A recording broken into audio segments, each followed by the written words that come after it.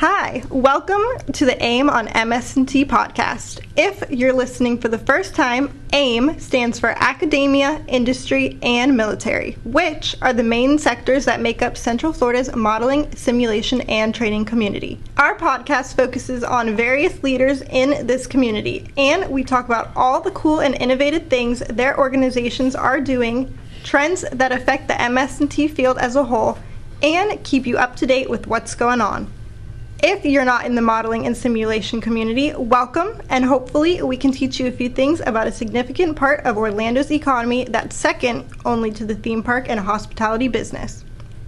I'm your host, Kate Finkel, and today we have George Cheros, CEO of the National Center for Simulation, and Dr. Neal Finkelstein, who is the COO of the National Center for Simulation, also known as NCS. Thanks for joining us today, and to get us started, can you tell us a little bit about how each of you began your career in the modeling and simulation industry?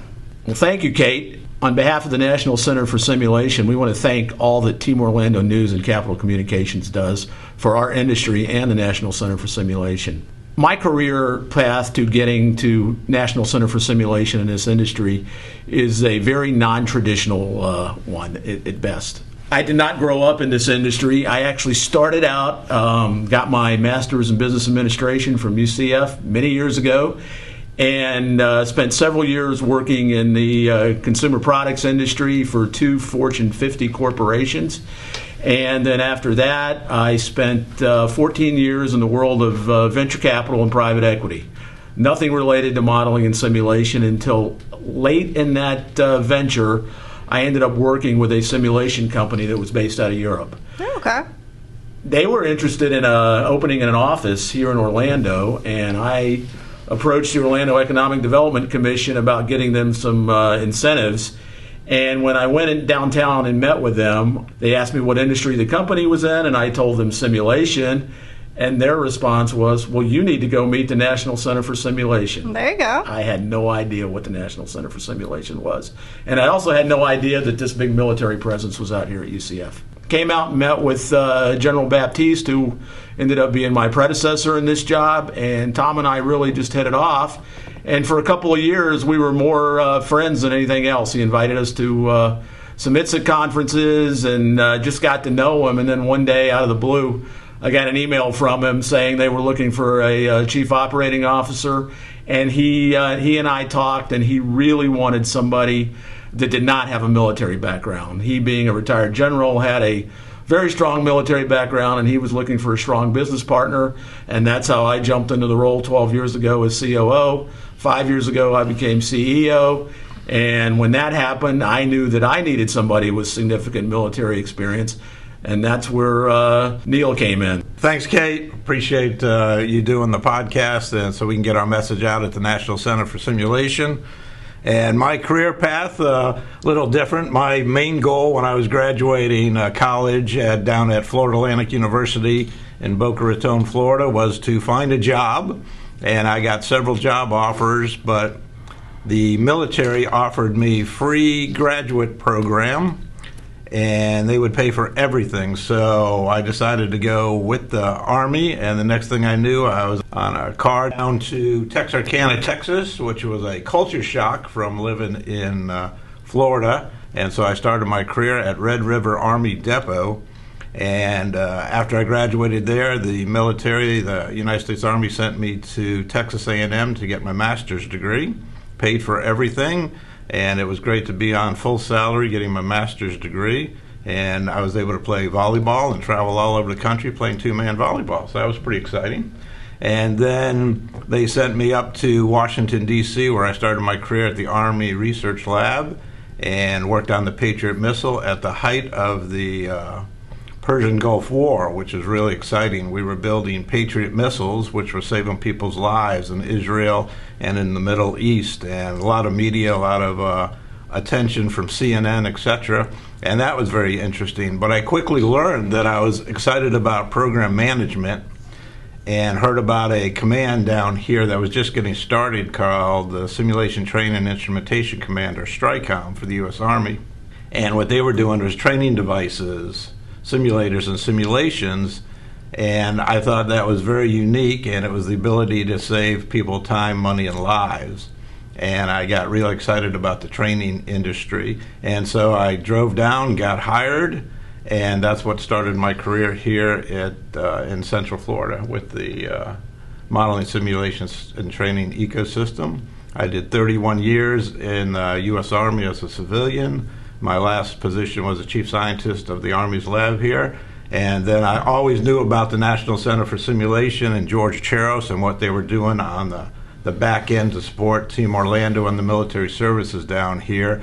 And I always found that when there were hard problems to solve, that they'd call George into the conference room, and we were able to solve a lot of those problems. And so the day I retired from the military, I came to work the next day for George at the National Center for Simulation. You didn't even take a vacation.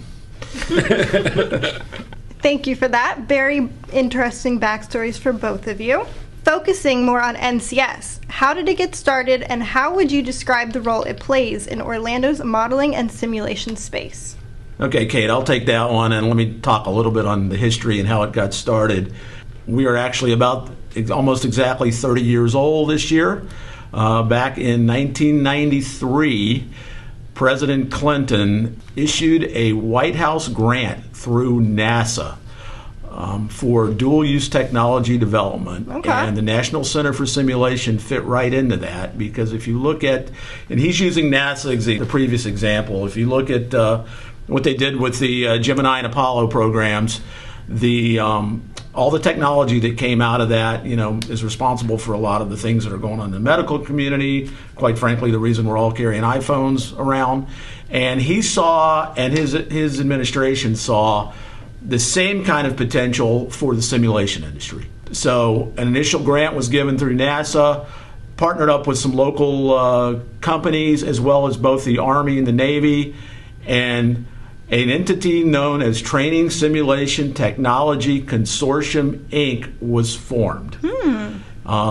That is our official name. We do business as the National Center for Simulation, and if you try to say Training Simulation Technology Consortium 3 times in a row, you'll understand why we changed our name. Right. So that organization was formed, started out really by hiring a lot of engineers and computer engineers to go out and do some white papers and look at existing technologies that the military had developed and try to see if there was an ability to take that technology and translate it over into other vertical markets, other industries. They did some of that research, then they went back to companies like Lockheed Martin and Boeing and the big guys, Northrop Grumman, and they said, look, we've done this white paper and we think there's an opportunity for you to diversify your business, move out of defense, get into some of these other markets. And really the answer that kept coming back over and over again was, we do defense, and we do defense really well. Yeah. We want to stay with defense. At the same time, this industry was really growing. It was growing in the research park. Companies were moving to Orlando. National Center for Simulation became the voice of the industry and really took on the role of promoting the industry, because the dual use that was in our original purpose, in our original charter, was also to develop the technology for defense. And we have championed that role. And then moving forward, we are now up to over 300 members. Wow. We do a lot of work advocating for this industry through all forms and all levels of government, county, city, state, and federal. And then we have really taken on a number of challenges. In terms of the role that we play in the modeling and simulation community, in the modeling and simulation industry, there's an old company out there called Archer Daniels Midland, ADM. Mm-hmm. And they used to do a commercial many years ago on a show called Meet the Press on Sunday morning, and their tagline was, "We aren't the farmers that grow your food, we're the people behind the farmers." We kind of view our role, and that being our role in the simulation industry. We don't produce anything, we don't make anything. We're the group that's there behind you to support you and help you get what you need to either produce it, or from the government side, have the infrastructure you need to operate and then integrate academia and UCF into that process. Certainly what George described with dual use and the starting of the National Center for Simulation with the Bill Clinton Technology Transfer Grant is a unique role that we play to help promote, protect, and set the conditions to grow the $7 billion modeling, simulation, and training industry in Florida. But I think another thing we also do is a lot of advocacy work, and that advocacy work is with our local partners here in city government, county government, state government, and federal government. And so we do several things, Tallahassee fly-ins to promote our industry. We do Washington, D.C., Capitol Hill trips to go into the senators' and congressmen's office and meet with their staff to really understand what we do down here in Central Florida, and also to address some of the unique challenges that we play. So we not only do that with our defense industry, but we also do that with our other partners that we have, like the National Training and Simulation Association and NDIA, the National Defense Industrial Association. So some of our partners that we bring along with us to some of those events. One of the things we've also been very fortunate in is that we've developed a board of directors over the years, and it's a very strong and influential board, a very active board, and it comes from all walks of life. Not only do we have members that represent big prime contractors in the defense and simulation industry, we have a lot of small business, and then we also have academia, and then we also have companies from other vertical markets that are represented. Key example of that is Disney. Disney is one giant simulation facility. It's what you see when you go in as a guest of Disney, but they also use that technology to run the operation behind the scenes.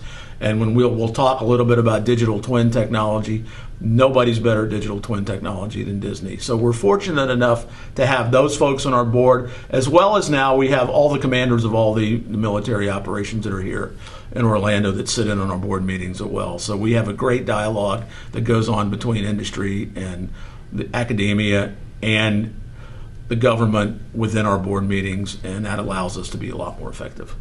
And that helps us give voice to our industry, like George said, of our 300-plus members. So that's one of the goals of the National Center for Simulation, to give voice. There's power in numbers, and we try to give a voice to our industry. Thanks for explaining that. And now I keep hearing what sets this community apart in a lot of ways is the ecosystem of collaboration.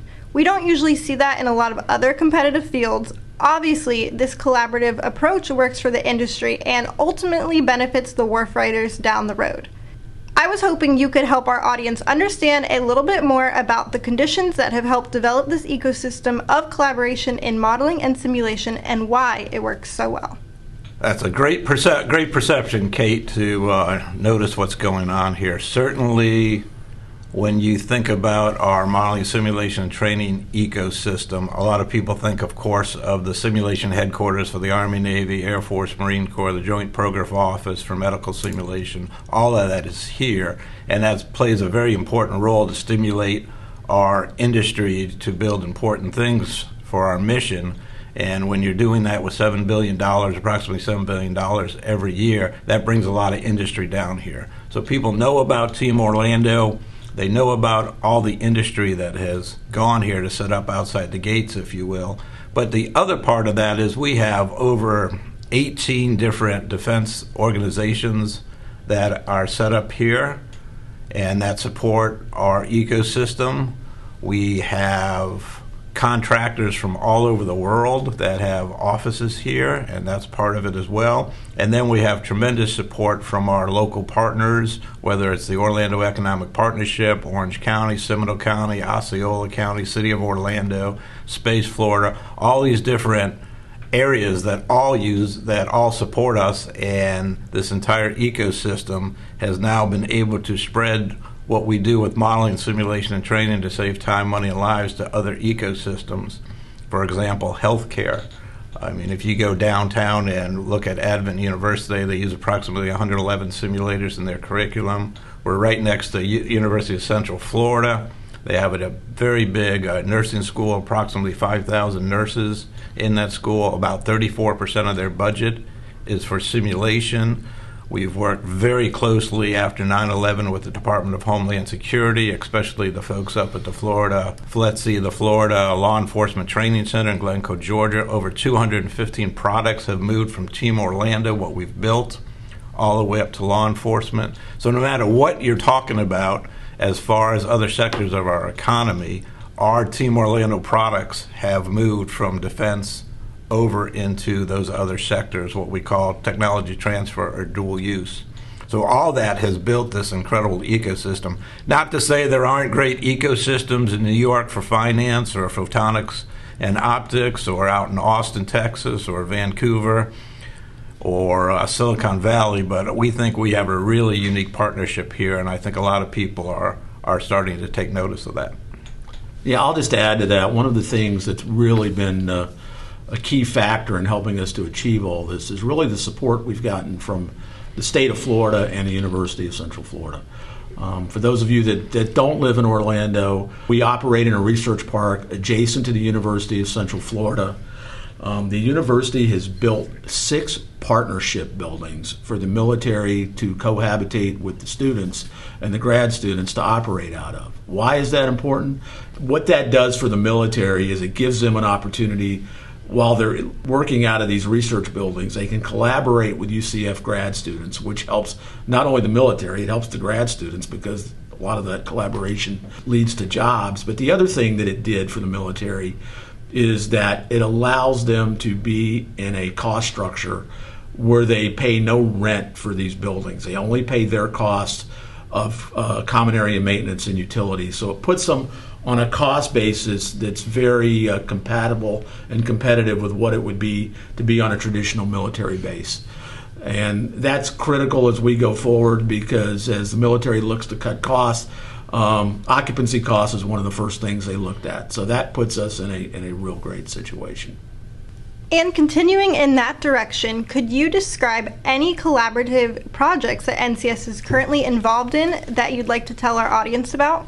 Before we get into some of the technologies, I think it's important for our audience to know, especially now that we have our Hall of Fame coming up October 23rd, that the National Center for Simulation runs the Modeling Simulation Hall of Fame, and you can see the Wall of Fame out at the Orange County Convention Center.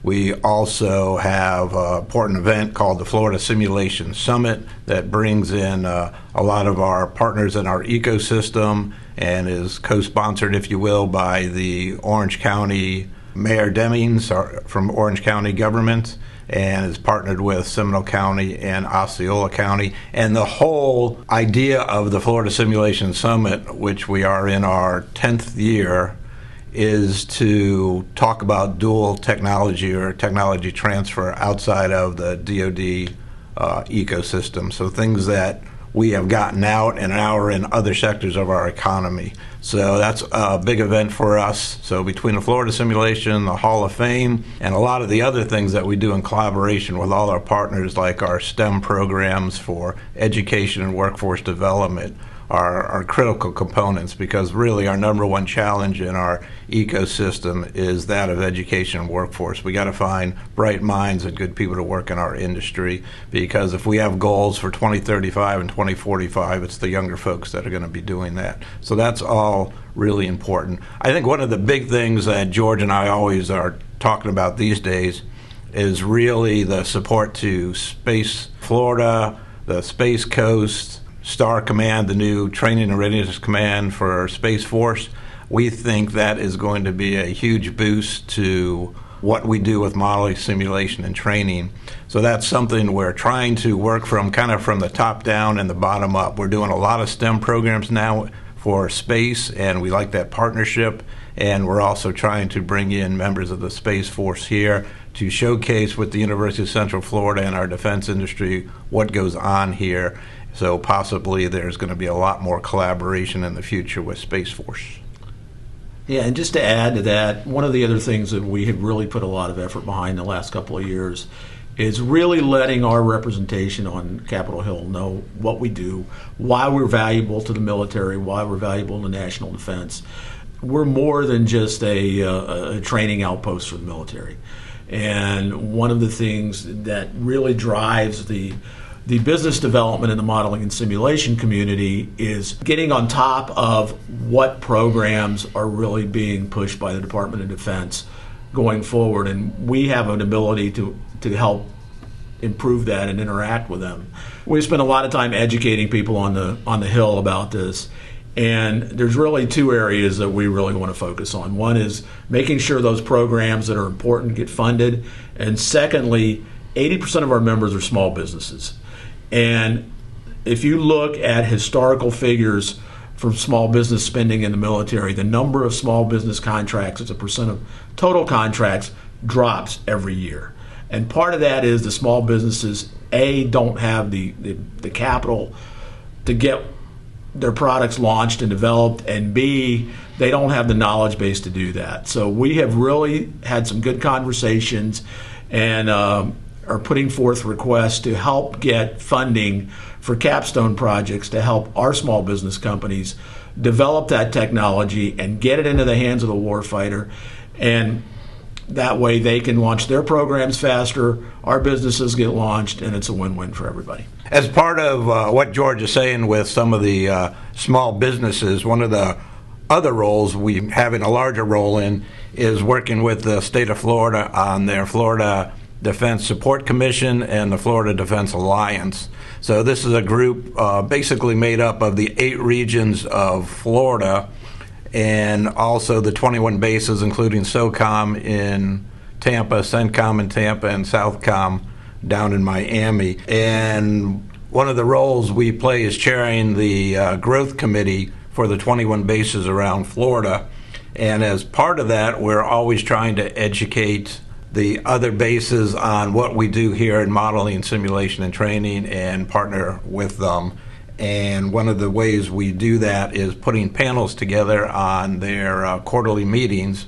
And some of those panels look at the role the universities play for the bases, what industry plays for the bases, and what we have found over the last couple of studies in Florida with the economic impact is that no other base in Florida does more contracting than the little base in Research Park here right next to the University of Central Florida. So we're excited about that role we play. I think the state of Florida and some of the other bases see us as a good role model for what we're doing with industry, academia, and government in a partnership. Yeah, and just to really emphasize that, I think when Neal and I started getting involved with those groups, nobody realized that $7 billion worth of contracts comes out of the research park from the military. Nobody realized that across the state, 30,000 modeling and simulation jobs are out there at an average salary of probably $100,000 a year, which is significant for a state that's dependent on a tourism economy. So we've gotten their attention and we've gotten their support, and I think it's great that with Neal going up to their meetings, we're taking a leadership role in that area as well. Switching it up a little bit, do you have any advice or words of wisdom for anyone that would like to get started in the modeling and simulation field? This is a field that's wide open. Parents, if you have young children, I would encourage them to get involved in our STAR-based programs, our STEM camps, our GEMS camps. We have had that in place now for several years, and we're starting to see great results of the alumni that have been involved with that program. Kate, for example. Yeah. It doesn't have to, you don't have to be a computer scientist or a physicist. We need people not only from the sciences, we need business people, we need people psychology backgrounds. There's a lot of roles that you can play in here, and there's a lot of great careers that can come out of that. Right. The other thing I would offer to the young folks is show up and work hard. It gets noticed, and we want to keep you here in this community. So from that standpoint, do that. For somebody that's an adult that's been working, your skills are highly transferable. And, we look around town here. You've got the defense industry, you've got Disney, you've got EA Sports. All of us use the same core competencies. So keep an open mind and always explore what we have out here. It's very true that starting early is the key to this. I think we always talk about technology and a high-tech workforce, but as George said, you really could be a psychology, history major, English major. We need all that in modeling simulation, especially a digital artist, right? I mean, you can't watch a Disney film and not realize that that's a lot of modeling and simulation, and a lot of this starts with artists building sketches. So there's so much that you can get into in our field. The skills are so transferable to other sectors. So George talked about, we're starting with fifth graders now. We bring in typically every day that school is involved, there's a bus picking up students, and they're bringing them to our lab right here in Partnership 3 in Research Park. And these are fifth grade students, and we don't get them for an hour or a couple hours a day. We get them for 5 hours a day, 5 days a week. That's 25 hours. And we try to keep those students in our pipeline so that they come in the summer to our camps, become counselors, possibly become interns with us. And then we have a tremendous amount of scholarships that are given out in our industry as well. With our Lou Fry golf tournament, we raise about $60,000 every year for that, and about half of that goes out to scholarships and half goes out to civics education at Lou Fry. So we're really trying to help with the modeling, simulation, and training pipeline. But there's always also great schools all around us here that are teaching skills.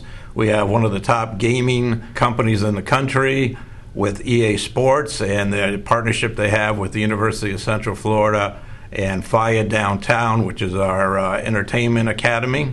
And we have Full Sail University, which is a great partner to us. Of course, UCF, the University of Florida, and University of South Florida, Embry-Riddle University. So all these great colleges and state colleges that have the opportunity to teach this kind of technology that we're working with. But I'll also say what George said. It's really about grit, the ability to work hard for a long time, persevere through obstacles, and keep moving forward. It's not just about talent, title, wealth, or appearance. You really got to work hard in our industry, and that's typically the people that succeed. That is some great advice, and I appreciate you both for joining us here today. To keep everyone updated on future events in the modeling and simulation community, check out our website, teamorlando.org, and you'll find us also on LinkedIn, Twitter, and Facebook for more recent news. And with that, we are going to end this episode here. Again, I'd like to thank our guests, George Cheros and Dr. Neal Finkelstein from NCS, for joining us today, and we hope you enjoyed this episode. Don't forget to follow the AIM on MS&T podcast on your platform of choice, and we will see you in the next one. Bye!